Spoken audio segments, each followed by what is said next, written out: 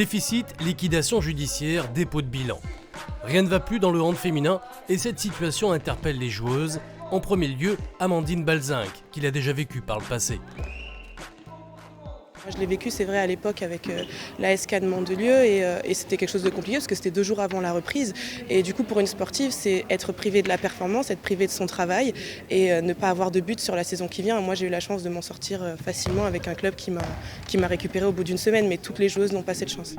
Des joueuses sensibles à cette situation et une présidente qui l'est tout autant. Avec des recettes en baisse, des coûts en hausse, depuis ces dernières années, un mot d'ordre s'impose. La prudence et peut-être des modalités de recrutement différentes. Pas forcément des joueuses cadres, qui fait que vous réduisez forcément la masse salariale. Peut-être prendre le risque finalement de faire confiance à des jeunes potentiels. Conséquence, fini les années dorées où le hand toulonnais brillait sur la scène française. Désormais, c'est vers le bas du classement que les filles regardent.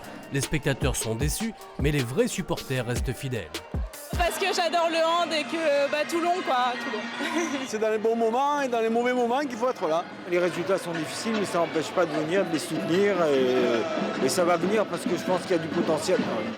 Avec 1 700 000 €, Toulon a le 9e budget de D1, grâce en partie aux partenaires privés.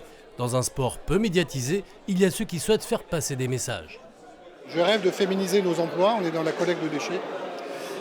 Via des partenariats, nous faire connaître dans ces métiers qui peuvent tout à fait être effectués par des femmes, c'est un gros plus. Il n'y a aucun retour qui est espéré. Nous, l'idée, c'est d'inviter des collègues, c'est d'inviter des partenaires, et puis c'est de faire partager aussi le handball. Mais globalement, les sponsors ne représentent que 15% du budget.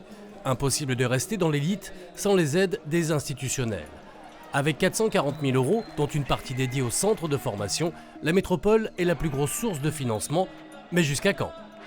C'est important d'avoir des clubs phares, des clubs élites, et parce que c'est porteur pour les jeunes, pour la population. Et il faut trouver ce savant équilibre entre ce qu'on peut subventionner, ce qu'on ne peut pas, où on met l'argent. C'est très compliqué de répondre à toutes les demandes. Et donc aujourd'hui, il faut absolument que les clubs aillent vers du privatif, qu'ils aillent chercher du moyen dans le privé. Développer le sponsoring, oui, mais il faut d'abord assurer le maintien en D1. C'est l'objectif des Toulonnaises encore cette saison.